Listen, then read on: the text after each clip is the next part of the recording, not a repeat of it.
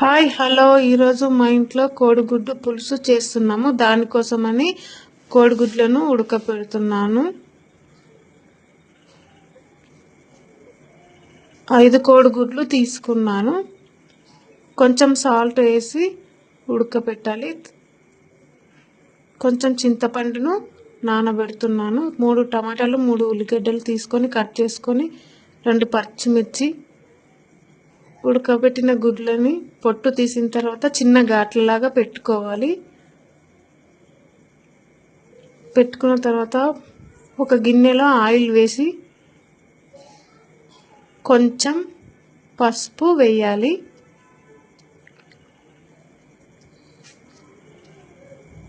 వేసాక గుడ్లను అందులో వేసి కొంచెం వేయించాలి.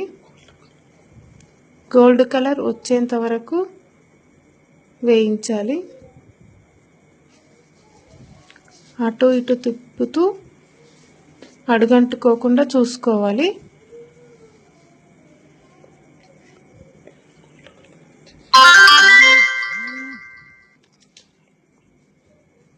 గోల్డ్ కలర్ వచ్చేసాక వాటిని తీసేసుకోవాలి. ఇక్కడ గోల్డ్ కలర్ వచ్చేసింది, తీసేసుకుంటున్నాను. తర్వాత అదే బాండిలో కొంచెం ఆయిల్ వేసి ఉల్లిపాయ టమాటా వేసుకోవాలి. 2 పచ్చిమిర్చీలు వేసి కలుపుకొని మూత పెట్టుకోవాలి.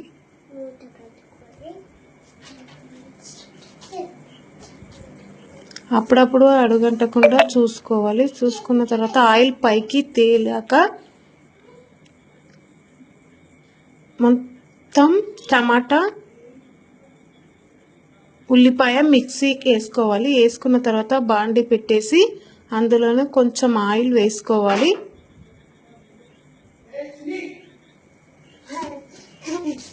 ఆయిల్ వేసి కొంచెం జీలకర్ర ఆవాలు వేసి ఉల్లిపాయ పచ్చిమిర్చి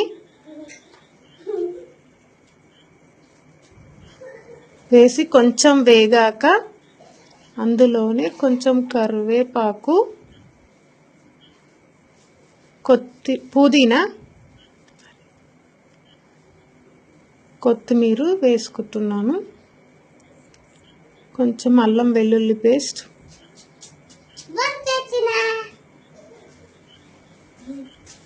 వేయాలి. పచ్చివాసన పోయేంత వరకు అల్లం వెల్లుల్లి పేస్ట్ని వేయించాలి. ఇందులో మనం మిక్సీ పట్టుకున్న దాన్ని యాడ్ చేయాలి.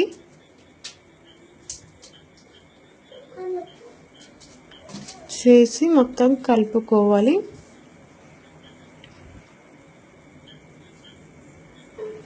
కలుపుకున్నాక కొంచెం కారం, కొంచెం ఉప్పు వేసుకోవాలి. వేసుకొని కలుపుకోవాలి.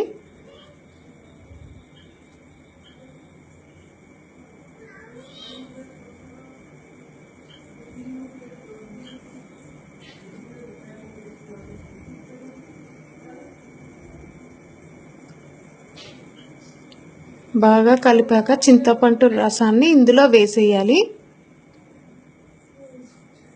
వేసి కలుపుకొని ఒక గ్లాస్ వాటర్ యాడ్ చేస్తున్నాను.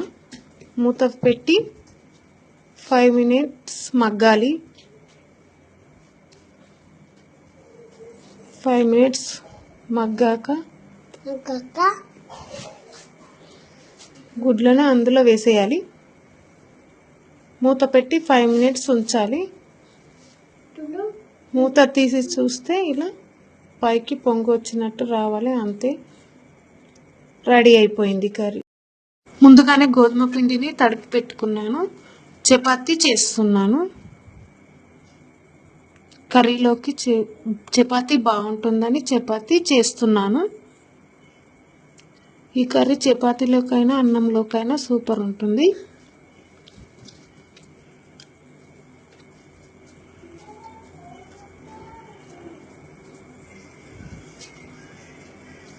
పిల్లలు తింటున్నారు.